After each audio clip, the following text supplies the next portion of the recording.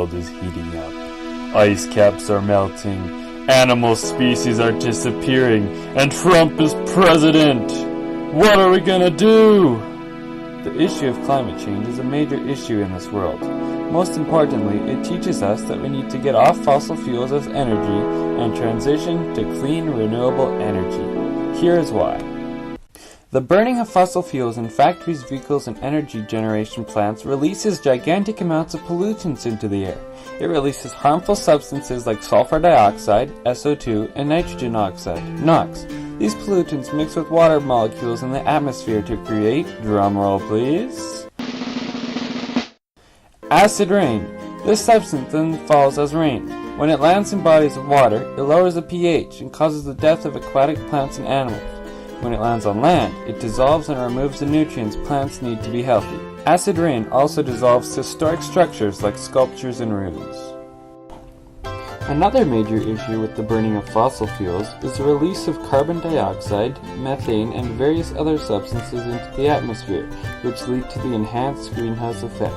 The greenhouse effect is when greenhouse gases that absorb infrared radiation, trap the sun's heat from escaping the earth, like a greenhouse. This process is natural, otherwise we would be living in an ice age. Oh, hi Scrat.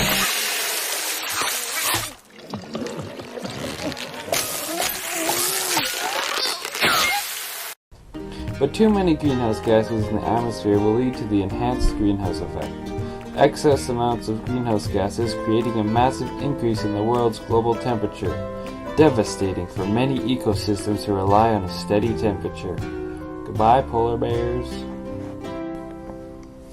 Lastly, but not the final issue with burning fossil fuels, is the fact that they are non-renewable. Once we use them up, there will be no more in Earth's reserves and none will be created for millions of years. The reserves that we are rapidly using up now took almost 300 million years to form. Once they are gone, there will be no going back. We need other forms of energy. Thankfully, advances in technology have already given us many forms of alternative energy that will help combat these issues. Here are a few of them. Wind energy! We will hear from Professor von Winstein for this one. That's Professor Winstein. This is the procedure which manifests when atmospheric currents propel an obtuse shank in a spheroid trajectory, manufacturing electricity via a modus operandi christened electromagnetism. Sorry, Winstein, I don't think anyone understood what you said. In other words, this is when the wind pushes the blades of a wind turbine to create electricity through the process of electromagnetism. This form of clean alternate energy has one of the lowest environmental impacts of all the energy producing methods. Next on the list is solar energy. In this process, the infrared rays of the sun strike a photovoltaic, PV, or solar cell to create electricity. This form of alternate energy is becoming cheaper and more convenient every year. Solar cells have been developing so fast that flexible ones are now available. What next? Solar springboards? Third is hydroelectric energy. Maybe we should give Professor von Winstein another chance. Please speak without big words this time though. Okay, here goes. Water hit wheel, go spin spin. Yay, electricity! Never mind, I give up. Here's what he should have said. This process is similar to how wind energy is generated, except instead of wind spinning a large turbine blade, the gravitational force of water falling spins the turbine. Although this process is very renewable, the places where it can be located are limited. The turbines have to be located at falling water.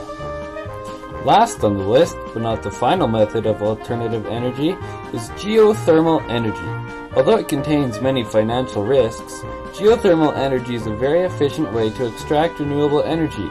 It also uses natural methods so the environment is still left in a healthy state. Geothermal energy, like hydroelectric, also works in the same method of a wind turbine, except the way the turbine is spun. Water is pumped to hot areas underground and then gushes up as steam and spins the turbine. Remember the problems I explained earlier about the burning of fossil fuels? Well, these forms of renewable energy would almost fully remove these issues. Acid rain would no longer be an issue. With no combustion, nitrogen oxide, NOx, and sulfur dioxide, SO2, would stop entering the atmosphere. When rain would come, they wouldn't be there to mix, and the rain would keep its proper pH. The rain would no longer dissolve the nutrients in the ground, and aquatic organisms would no longer be threatened. The enhanced greenhouse effect also would no longer pose as significant as it is now. Other than the gases and pollutants entering the atmosphere from the production processes, which would eventually become more environmentally friendly, harmful greenhouse gases would no longer be present. Cars would switch from burning gasoline and diesel to electricity, and no longer cause greenhouse gases either. Thanks, Tesla. Without these extra gases trapping in extra heat, the temperature of Earth could stabilize and these ecosystems could go back to normal. As you can see, we need to get off fossil fuels and onto clean renewable energy. These forms of energy are already present and will help the health of the Earth and its citizens immensely. But they won't do us any good if we don't fully implement them. The citizens of Earth need to come aboard the environmentally friendly train of renewable energy and help make this world a better place.